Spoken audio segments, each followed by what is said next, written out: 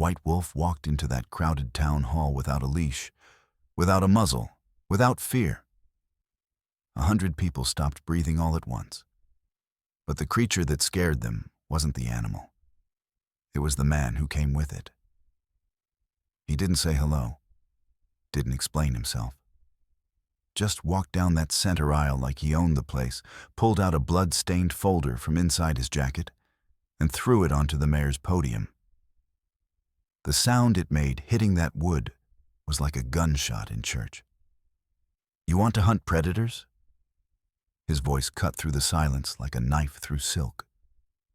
"Start with the ones that walk on 2 legs." Nobody moved. Nobody spoke. They all just stared at this ghost from 15 years ago. This boy they'd driven out with rocks and spit and lies, now grown into something harder than the mountains that had raised him. The wolf jumped onto the stage then, claimed the highest seat in the room, lay down and stared at the mayor with eyes that looked almost human, almost judging. And in that moment, everyone understood that power wasn't about gavels or votes or the volume of your voice. Mayor Harlan's face went white as fresh snow. He knew that man, knew what he'd done to him, knew the sins that folder contained. But before anyone could speak, before accusations could fly or guns could be drawn, the emergency sirens split the night wide open. A school bus was missing. 18 children lost somewhere in the worst blizzard to hit Montana in 30 years. And suddenly, the man they'd called Monster became the only hope those children had of seeing morning.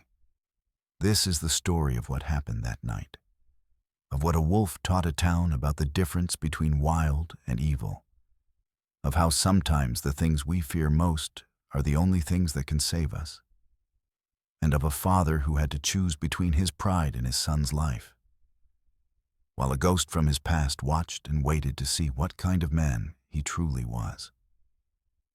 The doors of Silver Creek's town hall burst open against the wind. Every head turned. Through the opening walked a man who looked like he'd been carved from the mountains themselves, his canvas jacket worn thin at the elbows, dark hair dripping snow. But it wasn't the man that stopped every breath in the room. It was the wolf beside him. Pure white, massive, moving with liquid silence. No collar, no leash. Just raw, predatory grace padding down the center aisle on paws the size of fists. Golden eyes swept the crowd with an intelligence that made people's spines straighten on instinct. Mayor Harlan stood frozen behind his podium, his speech about the predator sweep dying on his lips. 100 people packed into folding chairs sat motionless, watching the impossible scene unfold before them. The man reached the front and pulled something from his jacket. A battered folder held together with twine, stained dark at the edges. He didn't hand it over. He threw it. The folder skidded across the podium and stopped against Harlan's water glass. The wolf moved then, leaping onto the stage in one fluid motion. It crossed to the empty chair on the platform, circled once, and lay down with its head up, eyes fixed on Harlan. The animal had just claimed the highest point in the room, positioned itself above the man who'd ruled this town for 12 years. "You wanted to talk about predators," the stranger said, his voice rough from disuse. "Start with the ones that walk on 2 legs." Harlan's face went white. "Elias." The name came out barely above a whisper. Elias Kane. The whisper started like wind through dry leaves. The Kane boy. After all these years. Oh my God. "Open the folder," Elias said quietly. Their eyes locked. Finally, Harlan reached for it with shaking hands, untied the twine. The papers inside were yellowed, water-stained, bearing official stamps. As he read, the blood drained from his face. "Where did you—" "Took me 10 years to find them. Proof my father never took bribes. Proof he died trying to report illegal logging. Proof that powerful people buried the truth." Elias turned to face the crowd. "This town destroyed him. Then it drove me out when I was 17. The room erupted. An old woman started crying. Others looked sick. Up on the stage, the wolf yawned, displaying teeth that could crush bone. Not a threat, just disinterest, as if all this human drama was beneath notice. Then the emergency sirens split the night. Sheriff Miller's radio crackled. School bus, missing, dead man's pass, 18 kids. The room exploded into chaos. Sheriff Miller raised both hands, his voice cutting through the panic like a blade. Nobody fires a weapon. I don't care what you think you're looking at. We've got bigger problems. But Harlan wasn't listening. His eyes stayed locked on Elias, hatred and something else flickering across his face. Fear, maybe. Or recognition that the past he'd buried was clawing its way back up. You think you can walk in here with that beast and make accusations? Harlan's voice shook. Your father was a drunk and a sellout who lined his pockets while our forests burned. My father, Elias said, each word deliberate as a hammer strike, documented every illegal cut, every falsified permit, every payment that went into your campaign fund from Hammond Timber. He gestured at the folder. It's all there. Dates, amounts, names. The crowd pressed closer. Someone knocked over a chair. Miller moved between the stage and the mob, one hand on his belt near his weapon. Elias had been 7 when he first walked these mountains with his father. Had learned to read tracks in mud, to smell weather changes on the wind, to understand that the forest wasn't just trees, but a living web where everything connected. His father had taught him that a ranger's job wasn't about rules written in books. It was about being a voice for things that couldn't speak for themselves. He'd been 17 when they dragged his father's name through this same town square, when neighbors he'd known his whole life threw rocks and spit on him as he tried to walk to the funeral, when Sarah Mitchell, the only person who believed him, had pressed a folded $20 bill into his hand and whispered that she was sorry, so sorry. But her parents wouldn't let her be seen with him anymore. He'd left Silver Creek that night with nothing but a backpack and his father's old hunting knife. He'd meant to die in those mountains. Instead, he'd found Ghost. The wolf had been a pup then, caught in a trap some poacher had left, his leg mangled and infected. Elias had freed him knowing the animal would probably die anyway. But Ghost had survived, had stayed. And over the years, they'd become something that wasn't quite pack and wasn't quite family, but was its own category altogether. Enough of this. An old man's voice cut through the tension. Dr. Aris shuffled forward, his cane tapping against the floor. His hands trembled with palsy, but his eyes were sharp behind thick lenses. I've kept my mouth shut for 15 years. Watched this boy's life get destroyed. Watched him survive out there alone while I sneaked him antibiotics and bandages like I was running contraband. Harlan's face reddened. Aris, you doddering old fool. That fool delivered your son. Aris snapped back. Put down your first dog when cancer ate through his stomach. Stitched up your hand when you put it through a window during that DUI you thought nobody knew about. He turned to the crowd. I sent supplies to Elias because he was treating animals nobody else would touch. Coyotes with porcupine quills, hawks with broken wings, a black bear cub whose mother got shot by weekend hunters. He kept them alive when they should have died. Ghost lifted his head slightly, as if recognizing his own story in the old vet's words. He's a criminal, Harlan started. Miller's radio erupted again. Sheriff, we've got confirmation. Bus went off contact at 1640 on Route 7. Snowplows can't get through. We're talking whiteout conditions and temperatures dropping to -30. The arguing stopped. A woman near the front started crying. Someone said a name, then another. the roster of children on that bus spreading through the crowd like poison. "Get the emergency response team," Harlan barked, his mayoral authority snapping back into place.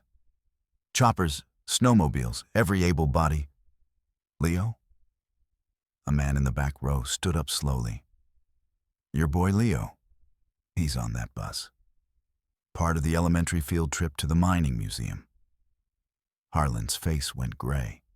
His mouth opened, but nothing came out. For a moment, he looked like someone had reached into his chest and squeezed his heart in their fist.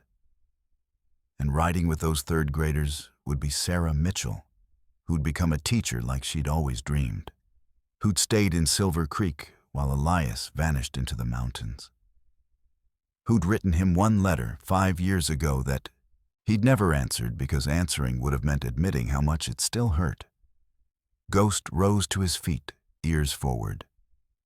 The wolf's nose lifted, testing air currents that humans couldn't sense. His eyes found Elias across the room, and something passed between them that needed no words. The storm outside howled like it was hungry. The argument about Elias and his wolf died the moment reality crashed through the door. Miller's radio kept spitting static and broken voices, each transmission worse than the last. The storm that wasn't supposed to hit until midnight had arrived 3 hours early, and it had teeth. "Dispatch, this is Miller.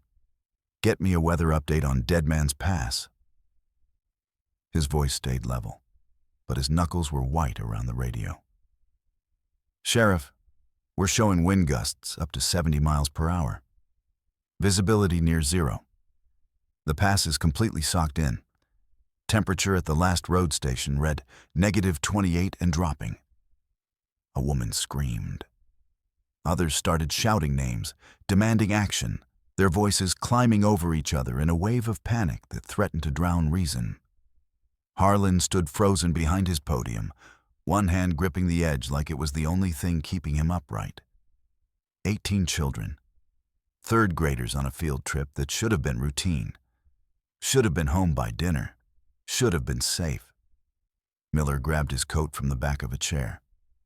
"I need volunteers. Anyone with winter gear and mountain experience. We meet at the station in 10 minutes. Half the room surged forward. Men who'd been ready to shoot Elias 5 minutes ago now pushed past him without a glance. Their minds already in those mountains, already seeing their own children's faces in the dark. Elias stayed where he was, watching the chaos with the stillness of someone who learned to read disaster the way others read newspapers. Ghost had moved to his side, the wolf's massive head level with his hip, ears swiveling to track every voice in the room. "The rescue chopper," someone shouted. "Call in the rescue chopper from Helena." Miller shook his head. "Already tried. They're grounded. No pilot in his right mind would fly in this." Then the snowmobiles, the emergency sleds. Being loaded now. But that pass in these conditions. He didn't finish. He didn't have to. Everyone who'd lived in Silver Creek for more than a winter knew what Dead Man's Pass became when the storms hit.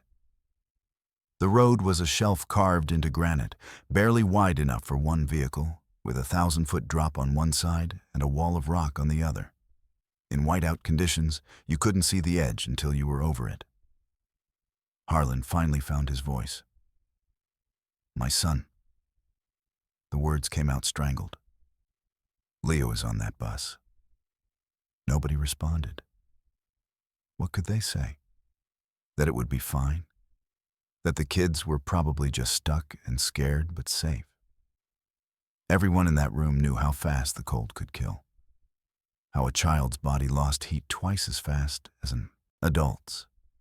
How 18 small lives could just slip away into the white silence while they stood here arguing. "There's more," the voice on the radio said, and every head turned toward Miller. "We just got word from the driver's emergency beacon before it cut out. The bus is off the road. Repeat, the bus left the roadway. We're getting a location ping, but it's weak and intermittent." off the road on Dead Man's Pass, meant only one thing. The bus had gone over. A man near the door collapsed into a chair, his face buried in his hands. His daughter was 7. She'd begged him that morning to let her go on the trip. He'd said yes because the alternative was disappointing her, and now that yes might be the last word he'd ever say to her. Through all of this, Elias stood like a stone in a river, letting the current of panic flow around him.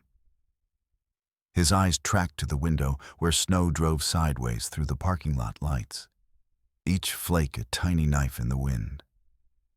He'd seen storms like this before, had survived 3 of them in nothing but a tent and a sleeping bag, with Ghost pressed against his back for warmth.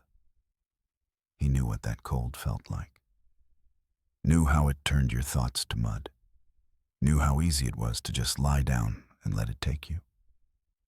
Ghost growled, low and soft. Not a threat, a statement. The wolf's nose was pointed at the window, at the storm beyond, at something the humans couldn't sense, but the animal knew with the certainty of instinct. "Equipment's ready," Miller announced. "But I'll be straight with you. Our search dogs won't track in this. The wind's erasing scent trails faster than they can follow. The cold's too much for them." He looked around the room at the assembled volunteers, most of them weekend outdoorsmen with expensive gear and limited experience. "We're going in anyway, but I won't lie about our chances." "Then we pray," someone said. "We pray and we go." Harlan's radio, clipped to his belt, crackled to life. A voice, female and young, distorted by static and distance. "Anyone hearing this? Bus is down. Children are... Please, we need..." "Sarah." Even through the interference, Elias recognized her voice. Recognized the controlled terror of someone trying to stay calm while their world came apart. "Can't feel my... Some of the kids, please hurry." Then silence. Just the empty hiss of dead air. Harlan grabbed for the radio, pressed the transmit button. "Sarah? Sarah, can you hear me? What's your status?" Nothing. He tried again. "Sarah, this is Mayor Harlan. Help is coming. Do you hear me? Help is coming." The radio stayed silent. Somewhere in those mountains, in the howling dark, 18 children and their teacher were alone. And the storm was just getting started. The rescue convoy assembled in the parking lot of the fire station looked impressive at first glance. 3 snowmobiles with emergency sleds attached. 2 four-wheel drive trucks with winches and chains. Searchlights powerful enough to turn night into day. 6 men in technical gear that cost more than most people made in a month. Miller watched them prepare with the sinking feeling of a man who knew the difference between looking ready and being ready. The first snowmobile got 30 yards before its engine choked and died. The driver tried 3 times to restart it before admitting defeat. The cold had turned the fuel to sludge. The second one made it almost to the highway before the same thing happened. The third driver, learning from the others, didn't even try. "Get the trucks moving," Miller ordered, but his voice had lost its conviction. The lead truck made it 2 miles up the mountain road before its wheels started spinning uselessly in snow that had drifted 4 feet deep in the time it took them to organize. The plow truck that was supposed to clear the way sat useless at the station, its hydraulics frozen solid despite being housed in a heated garage. Back at the fire station, the K9 officer tried one last time with his German shepherd, Max, who tracked missing hikers through worse conditions than this. The dog took 3 steps into the wind, yelped like he'd been struck, and pulled backward so hard he nearly yanked his handler off his feet. The animal's eyes showed white all around. He pressed himself against the building and refused to move, a deep whine building in his chest that spoke of instincts older than training. Miller stood in the doorway, watching it all fall apart. his radio pressed to his ear as dispatcher updates came in like obituary notices. Helicopter grounded. Backup teams from neighboring counties couldn't get through. The National Guard had been called but wouldn't arrive until morning at the earliest. Morning might as well be next year. Inside the town hall, Harlan paced like a caged animal, his carefully maintained composure cracking with each failed attempt. He'd built a career on control, on the belief that money and authority could bend reality to his will. But the storm didn't care about his bank account. The cold didn't respect his position. And somewhere out there, his 8-year-old son was learning the difference between power and helplessness. There has to be something, Harlan kept saying, his voice rising each time. There has to be something we can do. But there wasn't. Every machine they'd built, every system they'd designed, every safeguard they'd put in place had failed against the simple fact of a mountain winter doing what mountain winters did. Through the window, Elias stood silhouetted against the storm, one hand resting on Ghost's head. The wolf's fur rippled in the wind, snow accumulating on his back only to be blown away seconds later. Neither of them had moved in 20 minutes. They simply stood there, facing into weather that was sending trained rescuers running for cover. Dr. Aris shuffled over to stand beside Miller. You're going to have to ask him. I know. And he's going to make demands. I know that too. Miller rubbed his face with both hands. Harlan will never agree. Then Harlan's son dies. The old vet's voice carried no emotion, just the flat statement of someone who'd seen too much death to dress it up with false hope. Along with 17 other children and a young woman who deserves better than this. Miller looked at the old man, then back at Elias and the wolf. You really think that animal can find them in this? I think that animal has senses we don't understand and instincts we forgot 10,000 years ago when we decided we were too smart to need them anymore. Aris pulled his coat tighter. I've seen Ghost track a wounded elk through a blizzard. Watched him locate a child who'd fallen through lake ice by standing on the bank and listening to the heartbeat under 3 feet of snow. That wolf isn't just an animal, Sheriff.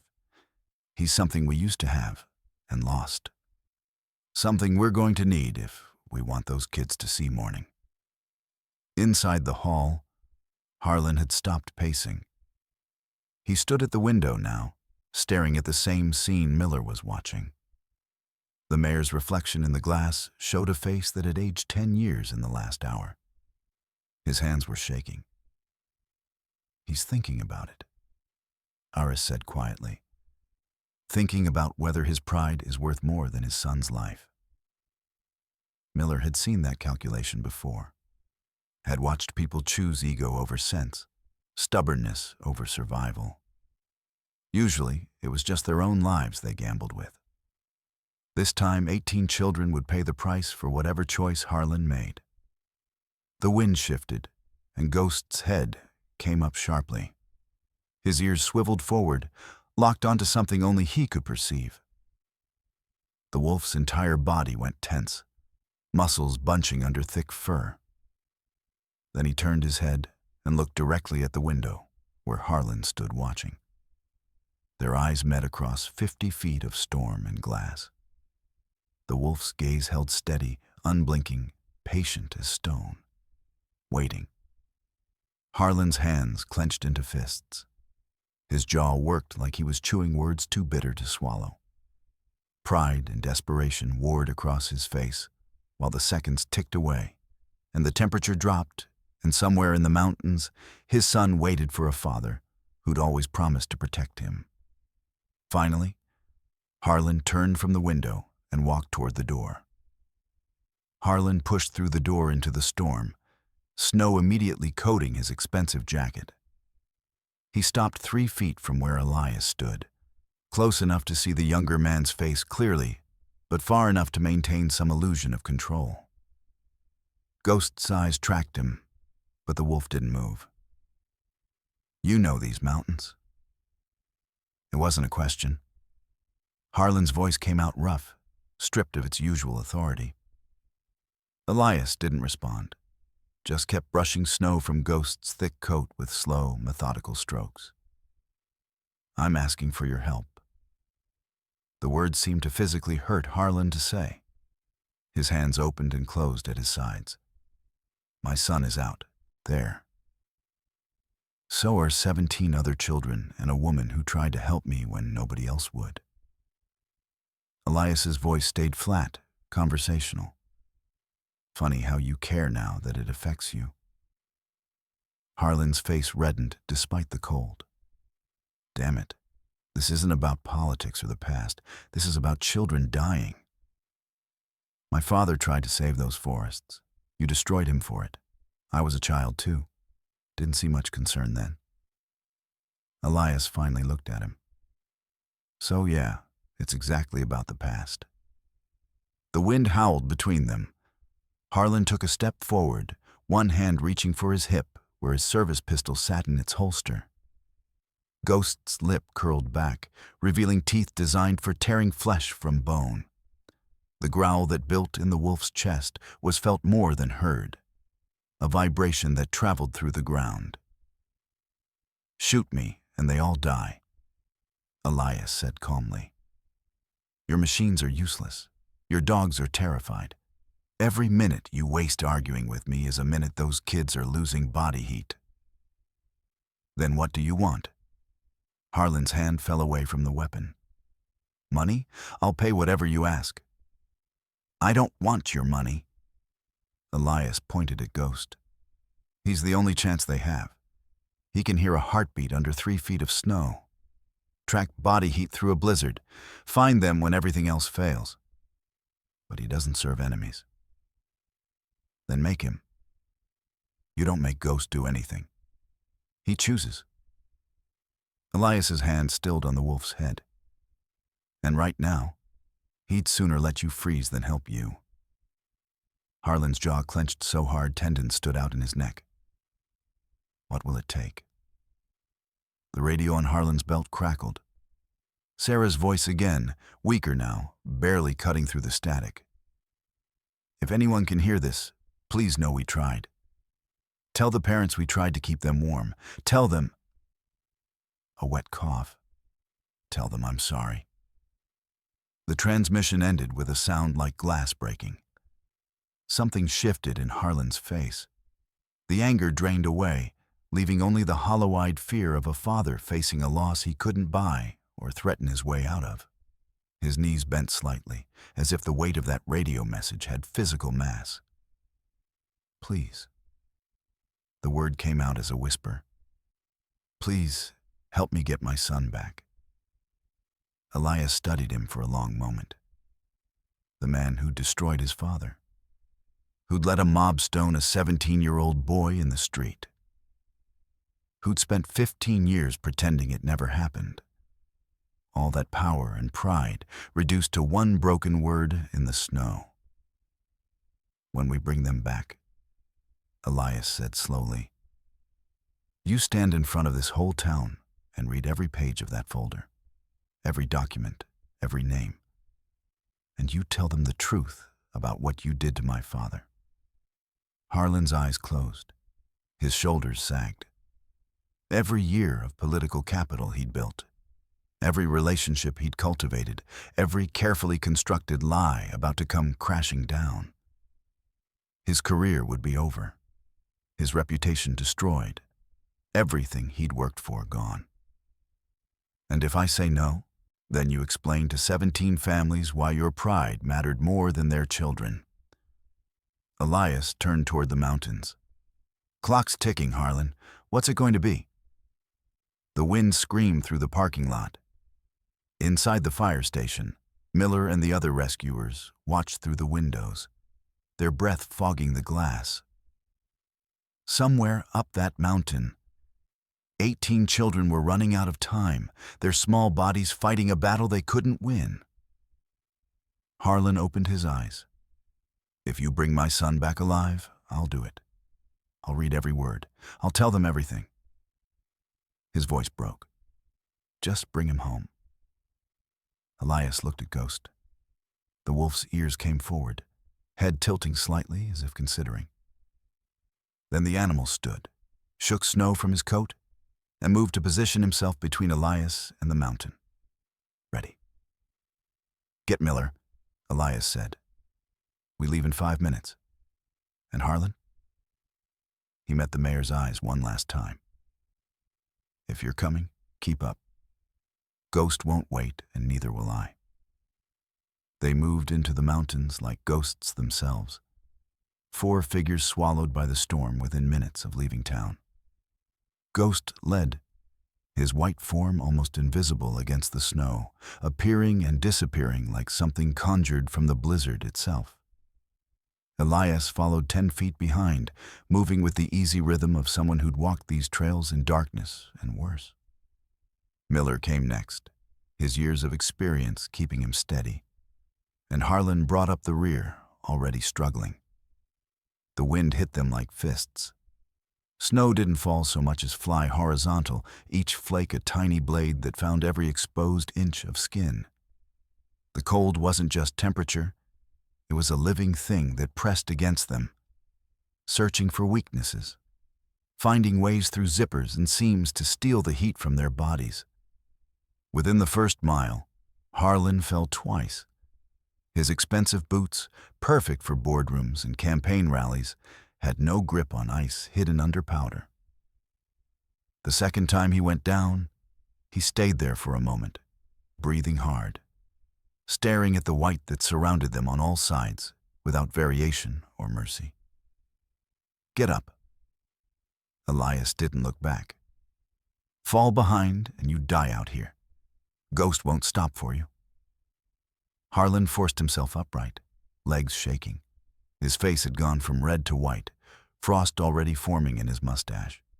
This was a world where his authority meant nothing, where his money couldn't buy comfort or safety, where nature looked at him and saw only another piece of meat that would freeze solid if it stopped moving. Ghost ranged ahead, nose to the ground, then up testing the air. The wolf moved with purpose, following something the humans couldn't sense. Occasionally, he'd pause, head swiveling, and Elias would shift direction without question or hesitation. Man and animal operating as a single unit, their communication happening in a language older than words. The terrain grew brutal. They climbed over fallen trees buried in drifts, waded through snow that came to their thighs, navigated around drop-offs that appeared without warning as dark voids in the white. Miller's flashlight barely penetrated 10 feet. The world had contracted to a bubble of illumination surrounded by infinite nothing. 2 hours in, the ground disappeared under Harlan's feet. 1 second he was walking, the next he was falling, sliding down a slope he hadn't seen into a depression that might have been a creek bed or a sinkhole, or just a place where the snow had drifted deep and soft. He hit bottom hard, felt something in his ankle twist wrong, and opened his mouth to yell. The snow collapsed on top of him. Not an avalanche, just settling, but enough to pin his legs and fill his mouth with ice crystals. Panic hit then, real and primal, the kind that short-circuits thought and leaves only animal fear. He thrashed, making it worse, snow working into his collar and sleeves. Then teeth closed on his jacket shoulder, not biting through, just gripping fabric. Ghost hauled backward with the strength of an animal that could bring down elk, and Harlan came up out of the snow like a cork from a bottle. The wolf dragged him to solid ground and let go, stepping back to shake snow from his coat. Harlan lay there gasping, staring up at the animal he'd wanted to hunt and kill. Ghost looked down at him with those unsettling golden eyes, and in them Harlan saw something that cut deeper than contempt. He saw pity, the kind reserved for small, helpless things that didn't understand how badly outmatched they were. "Thank you," Harlan whispered. The words felt inadequate. Ghost turned away without acknowledgement and resumed the trail. Elias appeared at the edge of the pit, reached down a hand. Harlan took it, let himself be pulled up. His ankle throbbed but held weight. Barely. 5 minutes ago you wanted to shoot him, Elias said quietly. Now he just saved your life. Think about that. They kept moving. The storm showed no signs of weakening. If anything, it intensified, the wind finding new registers of fury. Miller's radio had gone silent an hour back, all communication with town lost. They were alone now, 4 beating hearts in a landscape that wanted them dead. Ghost stopped suddenly, head up, ears forward. The wolf's entire body went still in a way that made the hair on Elias's neck stand up. That was the stance Ghost took when he sensed danger, when instincts honed over generations told him something was wrong. What is it? Miller whispered, hand going to the rifle slung over his shoulder. Elias held up a hand for silence. He watched Ghost, reading the animal's body language. The wolf's nose worked the air, testing each shift of wind. His eyes scanned the darkness beyond their small circle of light. Then he moved forward again, but different now. Slower, more careful, hunting. They rounded a cliff face, and the ground dropped away into nothing. Dead Man's Pass. The road that should have been there was buried, under 10 feet of snow, and where the outer edge should have been was just absence. A void that fell away into darkness that the flashlight couldn't touch. And somewhere down there, if the beacon coordinates were right, was a school bus full of children who'd been waiting 3 hours for rescue that couldn't reach them. Ghost lifted his head and released a sound that wasn't quite a howl. It carried through the storm, cutting through wind and snow with an authority that made something deep in the human hindbrain respond. A call, a declaration, a promise. Then he started down the slope into the dark, and Elias followed without hesitation. The bus lay on its side like a dying animal, yellow paint stark against white snow. One front wheel still turned slowly in the wind, a useless rotation that spoke of momentum lost and physics winning. The impact had shattered windows, scattered books and lunchboxes across the slope. A child's pink backpack hung from a branch 20 feet up, swaying like a flag of surrender. Miller's flashlight swept across the wreckage. Oh God.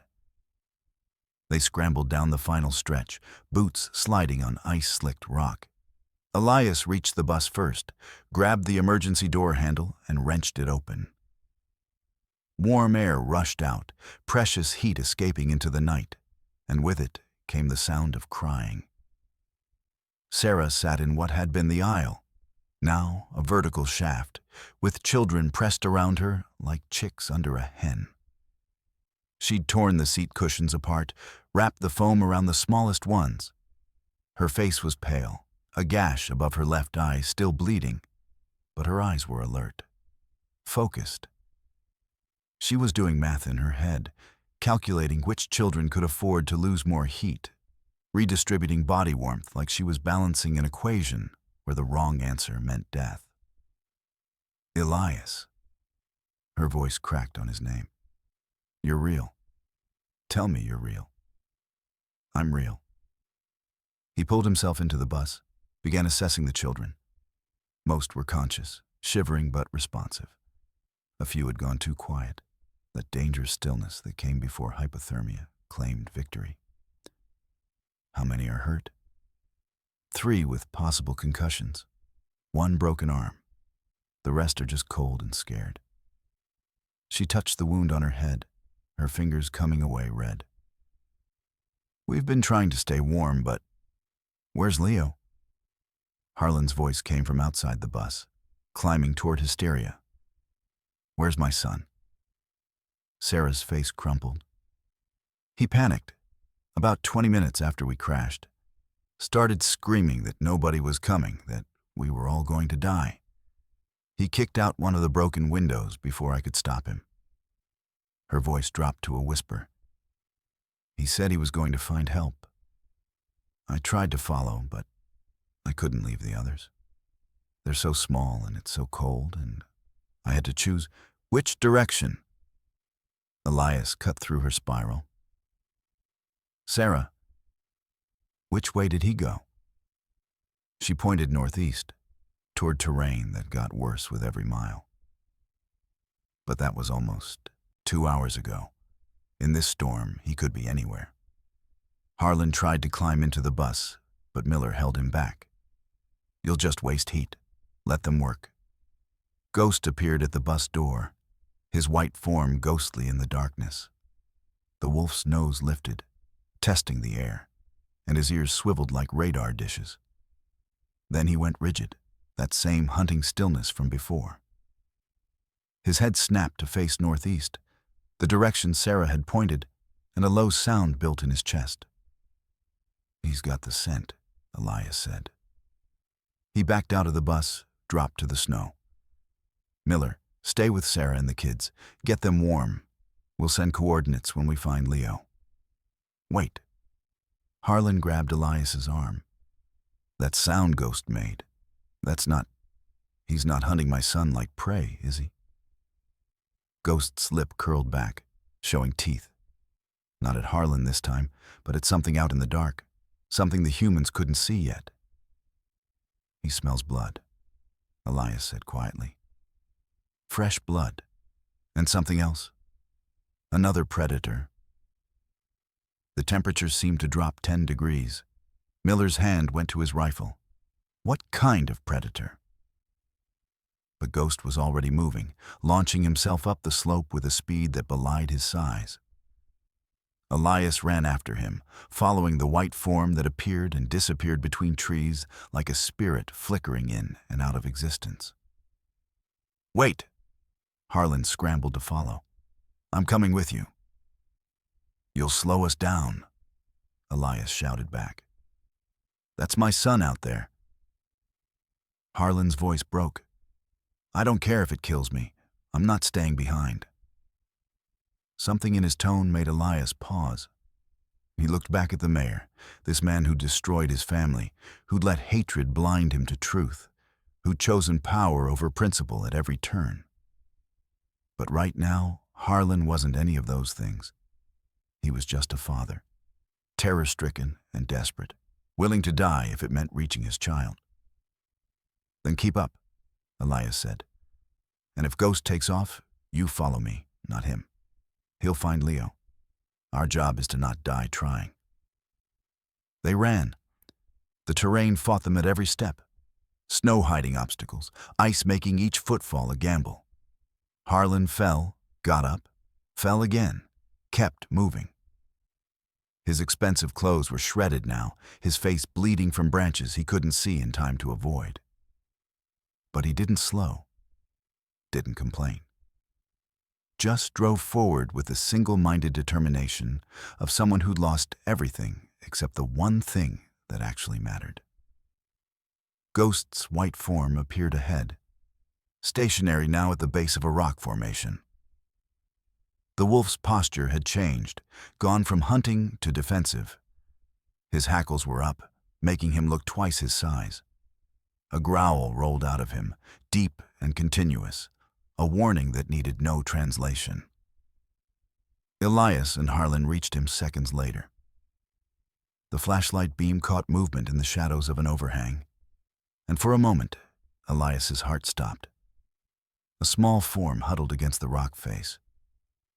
Leo, alive. But between the boy and rescue, blocking the only approach, stood something that made Harlan's breath catch in his throat. A mountain lion. Easily 140 pounds of muscle and fang, its tawny coat spotted with old scars that spoke of a long life lived through violence. The cat's eyes reflected the flashlight like coins dipped in blood. Its tail lashed side to side, that twitching movement predators made right before they struck. And Ghost, smaller than the lion by 30 pounds, stood between the predator and the child, refusing to yield an inch of ground. The mountain lion moved first. It came low and fast, a tawny blur against white snow. Ghost met the charge head-on, the collision of bodies producing a sound like a car crash, all snarling fury and snapping teeth. They rolled together, a knot of white and tan fur, claws raking, jaws seeking purchase. The cat was bigger, heavier, with claws designed for climbing and killing. It twisted with feline grace, got on top of Ghost, raked down with back legs that could disembowel prey in seconds.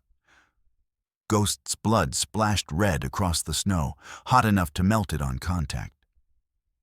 But the wolf didn't retreat. Couldn't. Between him and the cat lay an 8-year-old boy who'd already gone limp with hypothermia. And something in Ghost's ancient DNA understood that this was what wolves did. They stood between the pack and death. They held the line when retreat meant extinction. Ghost got his jaws around the cat's front leg and clamped down, bone grinding between teeth that could crack elk femurs. The mountain lion screamed, that sound they make that's exactly like a woman being murdered, and twisted away. Blood ran from the damaged leg, but the cat stayed upright, circling now, looking for another opening. "Shoot it!" Harlan screamed, fumbling for the pistol at his belt with hands that shook too badly to grip.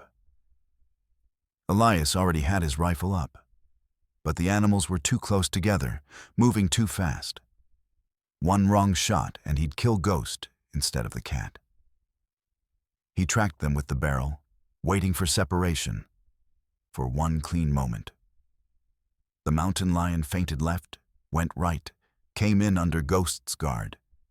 Its jaws closed on the wolf's shoulder, canines punching through muscle. Ghost's legs buckled, but he didn't fall. Instead, he twisted, accepting more damage to get his own jaws on the cat's throat. They stood locked like that, each holding the other in a grip that could turn fatal with one more pound of pressure. Blood from both animals mixed in the snow, painting abstract patterns that looked like some terrible art. Ghost's golden eyes stayed fixed on the cat's, and in them burned something beyond pain or fear. Purpose. Duty. The knowledge that he'd chosen this ground and would die on it before backing down. The mountain lion's eyes showed something different. Confusion, maybe. It was used to prey that ran, that gave up, that accepted their place in the order of things.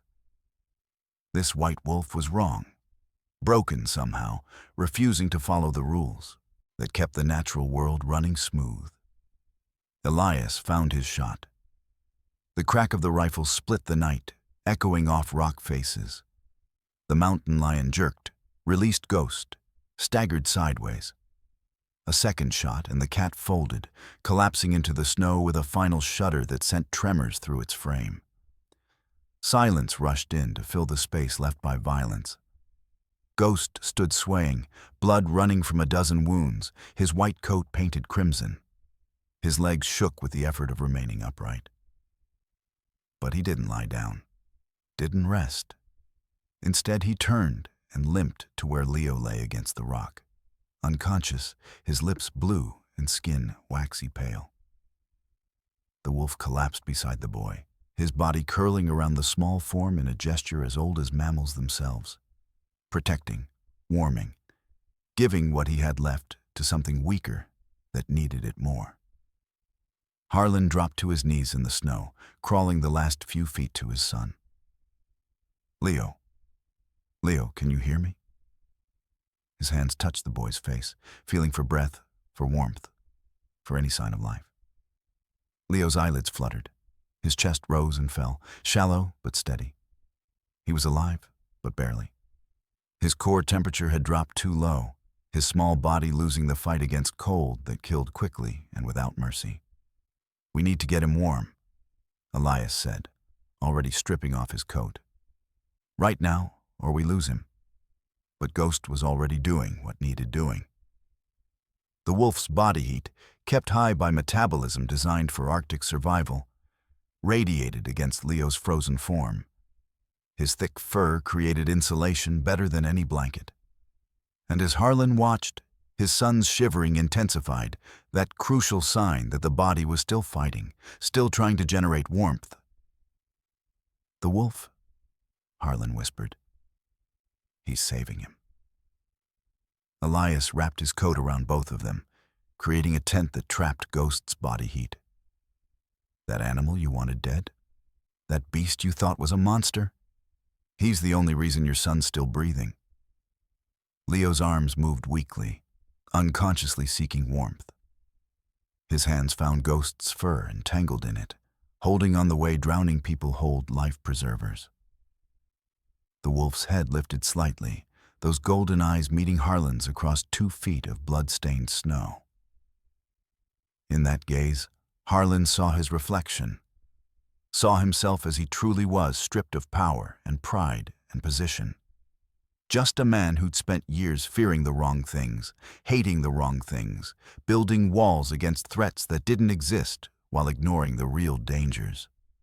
He'd called Ghost a monster while becoming one himself, destroying good people to protect lies that served nobody.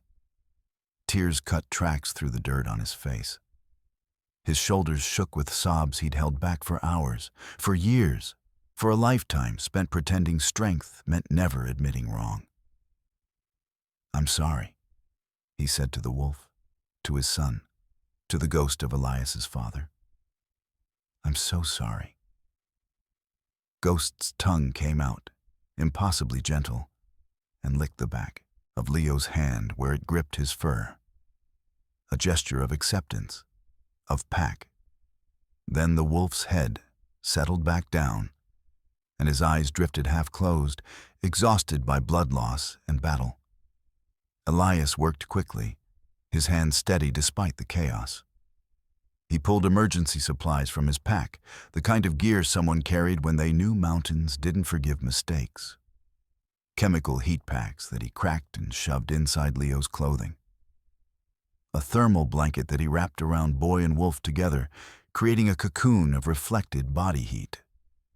"His pulse is stronger," Elias said, after pressing fingers to Leo's neck. "Ghost is bringing him back." Harlan couldn't speak, could only kneel there in the snow, watching his son curl tighter against the animal he'd spent months trying to exterminate. Leo's face had gone from waxy white to pink. His breathing deepened. The shivering that had racked his small frame began to ease as his core temperature climbed back toward survival range. Ghost's wounds still bled, dark stains spreading across white fur. The mountain lion's claws had opened deep gashes along his shoulder and flank.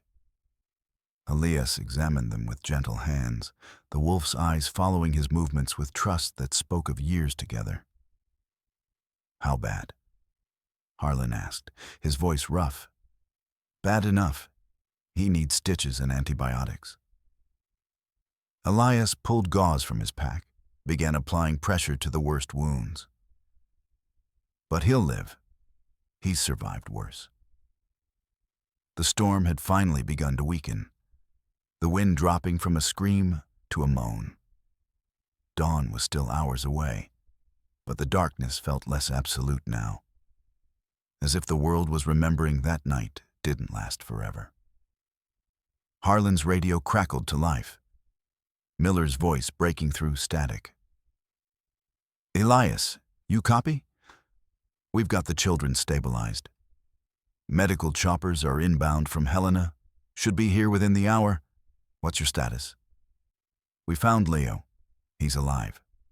Hypothermic but stable." Elias gave their coordinates, described the terrain. "We'll need a litter to carry him out, and medical supplies for Ghost." A pause. "Copy that. Help is coming. You did good, Elias. You saved them all." But Elias wasn't looking at the radio. He was watching Ghost, the way the wolf's breathing had gone shallow, the tremors that ran through his frame. The animal had given everything, fought past exhaustion and pain and blood loss to protect a child he had no biological connection to. had stood between Leo and death, not because he had to, but because it's what wolves did when something helpless needed protecting. Leo stirred, his eyes opening to slits. "Cold," he whispered. "I know, buddy. But you're safe now." Harlan's hand touched his son's hair, that automatic gesture of comfort parents made. "The wolf kept you warm. Ghost saved your life."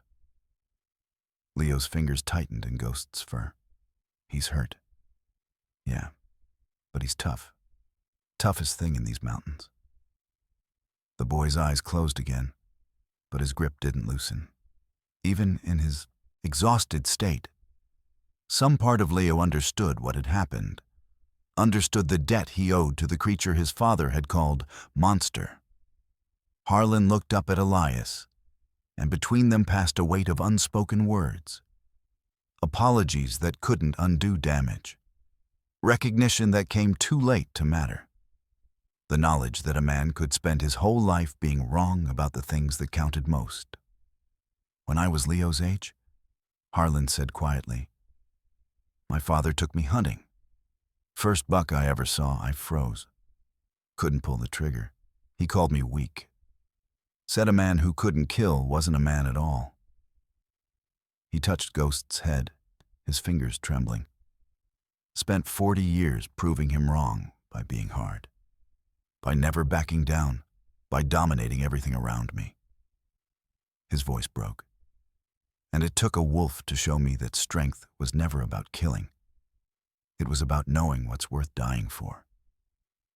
Ghost's eyes opened, fixed on Harlan. The wolf saw him fully now, saw past the cruelty to the scared boy underneath who'd been taught all the wrong lessons and spent a lifetime paying for them. "I destroyed your father," Harlan continued, the words coming out like confession. "Not because he was guilty, because he was right, and I couldn't let him be right. Hammond Timber paid for my first campaign, paid for my house, my son's private school. Everything I built was bought with money stolen from these mountains." Tears tracked down his weathered face. "And when your father threatened to expose it, I buried him instead. Let him die in shame. Watched you get driven out and told myself you deserved it." Elias said nothing, just kept working on Ghost's wounds, his face unreadable. "I can't take it back," Harlan said. "Can't undo 15 years. But I'll keep my word. I'll read every page of that folder to the whole town. I'll resign. I'll face whatever prosecution comes. And I'll make sure everyone knows what your father really was. A hero who died trying to save something worth saving." The wolf's tail moved, a weak thump against the snow. Not forgiveness, exactly, but acknowledgement. An understanding that humans were complicated creatures who sometimes learned their lessons the hard way, through loss and blood and cold that stripped away everything except truth. Leo's eyes opened again, clearer this time. "Dad, I'm here, son. The wolf is nice. He protected me from the scary cat." Harlan's face crumpled. Yeah, he did. He's a good wolf. Can we keep him?" A laugh burst from Harlan, half sob, half genuine amusement. "He's not ours to keep, buddy. He belongs to Elias. They're a team." "Oh." Leo thought about this, his child's mind processing complex ideas through a simple filter. "Then we should say thank you." "You're right." Harlan leaned closer to Ghost. "Thank you. For my son. For showing me what I'd become. For being better than I deserved." Ghost's tongue came out again, licked Harlan's hand once. Then the wolf's eyes drifted closed, exhausted by the effort of staying conscious. Above them, the clouds began to break. The rescue helicopters came with the dawn, their rotors beating against air that had finally gone still. They lifted the children out in groups, small bodies wrapped in thermal blankets, their parents waiting below with faces that cycled between relief and trauma. Sarah went up on the second run. conscious now, refusing transport until she'd seen each of her students safely loaded. The town gathered as the choppers returned, lining Main Street in the cold morning light. They cheered when Leo emerged, Harlan carrying him toward the waiting ambulance. But their eyes kept drifting to the figure standing apart from the celebration. A white wolf at his side, both of them watching the scene with the detachment of those who'd never expected gratitude. Dr. Aris had insisted on treating Ghost himself, working by flashlight in the cave while they waited for rescue. 37 stitches holding torn flesh together. Antibiotics pumped into muscle that had given everything. The old vet's hands had been steady despite their tremor, guided by decades of experience and genuine love for the animal beneath them. "He'll have scars," Aris had said. But wolves wear scars like medals, proof they survived what should have killed them. Now Ghost stood in the town square, his white coat marked with shaved patches and surgical thread, his golden eyes tracking the humans who stared at him with new understanding. They'd wanted him dead yesterday. Today they looked at him and saw their children's savior. The shift was that simple, that complete, that shameful. Miller approached Elias, hand extended. "The whole town owes you, both of you." Elias shook his hand, but said nothing. Words felt cheap here, inadequate for what had passed in those mountains. He'd gone up to settle an old debt and come down with something that felt more like hollow victory than vindication. "There's going to be a ceremony," Miller continued. "Mayor's already talking about a medal, a formal apology, maybe even naming a park after your father. I don't want their medal. I know, but maybe they need to give it, need to do something to make this right." "You can't make this right." Elias looked at him steadily. "My father's still dead. 15 years are still gone. A medal doesn't change that." Sarah appeared then, her head bandaged, moving stiffly but under her own power. She stopped 3 feet away, her eyes finding Elias's face. Between them stretched years of silence, of words unspoken, of a connection severed by circumstance and cowardice. "You came," she said simply. "You needed help. I needed you.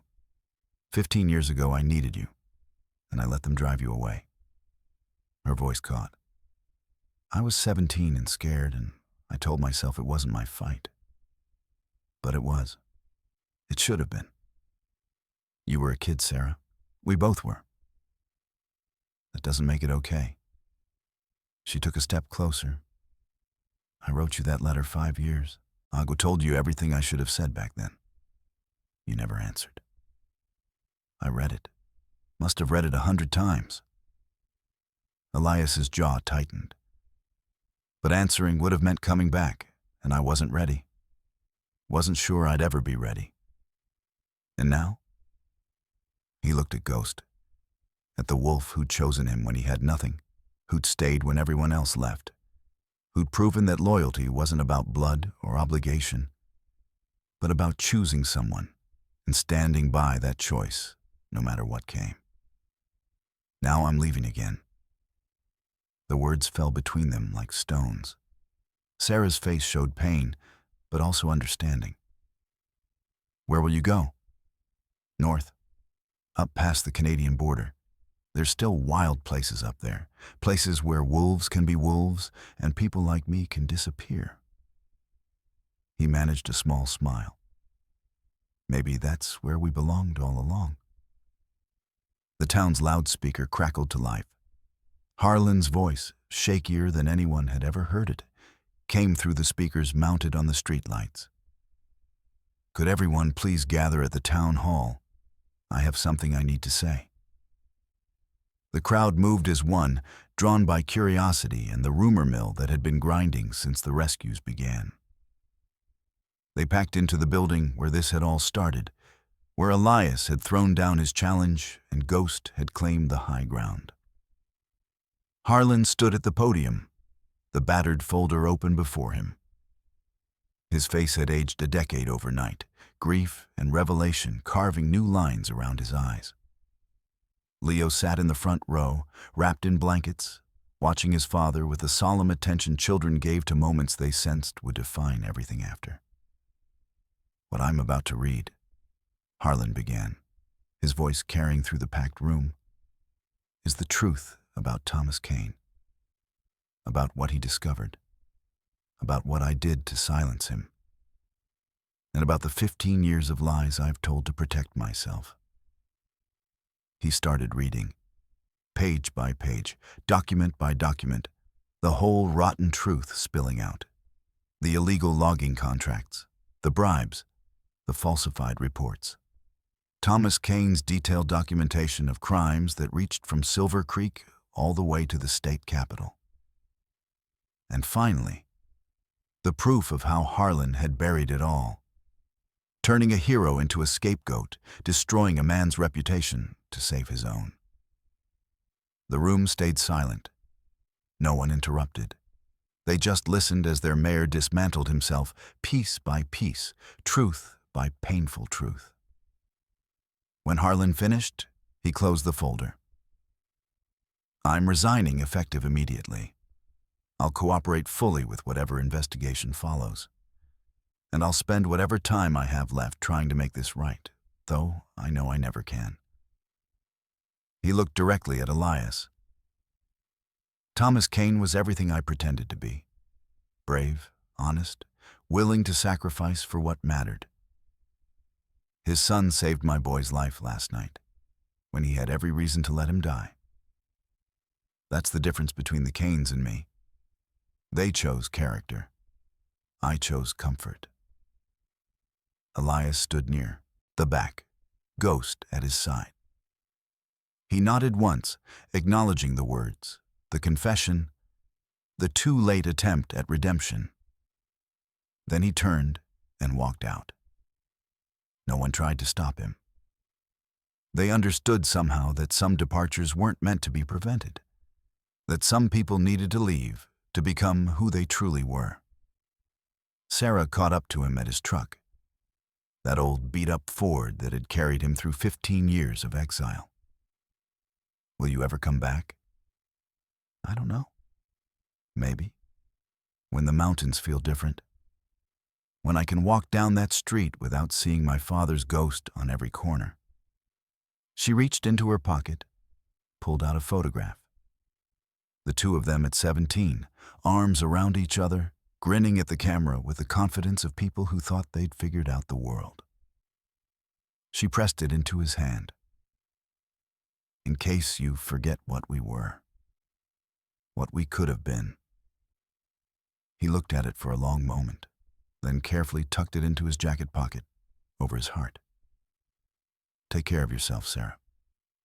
You too, and Elias." She touched Ghost's head, the wolf allowing it with patient grace. "Thank him for me. For all of us." Elias climbed into the truck.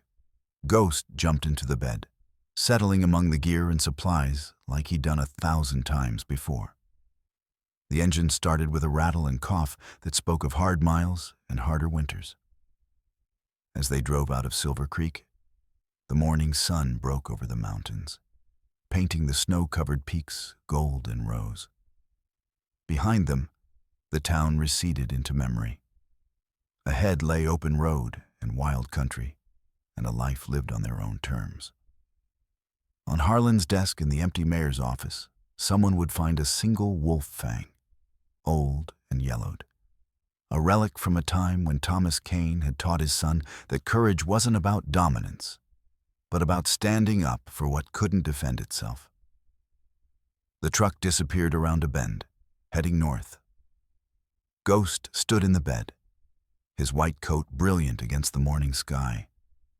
A ghost indeed, fading into legend, into the kind of story people would tell their children about the winter a wolf saved a town that had tried to destroy him. Forgiveness, Elias thought as he drove, wasn't about accepting apologies. It was about not needing them anymore. It was about being free. The mountains opened before them, and they were home. Sometimes the hardest truth we learn is that the monsters we feared were never the real danger. It was our own pride, our own refusal to see, our own willingness to destroy good people rather than admit we were wrong. Elias and Ghost drove off into those mountains, leaving behind a town that finally understood what they'd lost 15 years ago. But forgiveness isn't about waiting for apologies. It's about being free enough that you don't need them anymore. What would you have done in Harlan's shoes? Could you have swallowed your pride to save your child? Or would you have let ego win, even at that cost? Drop your thoughts in the comments below. I read every single one, and I love hearing your perspectives on these stories of loyalty, redemption, and the bonds that go deeper than blood. And if this story moved you, hit that subscribe button. I share tales like this every week, real emotion, real stakes, stories about the choices that define who we are when everything else is stripped away. Thanks for listening. Until next time, remember, sometimes the wildest hearts are the most loyal ones. Take care of yourselves out there.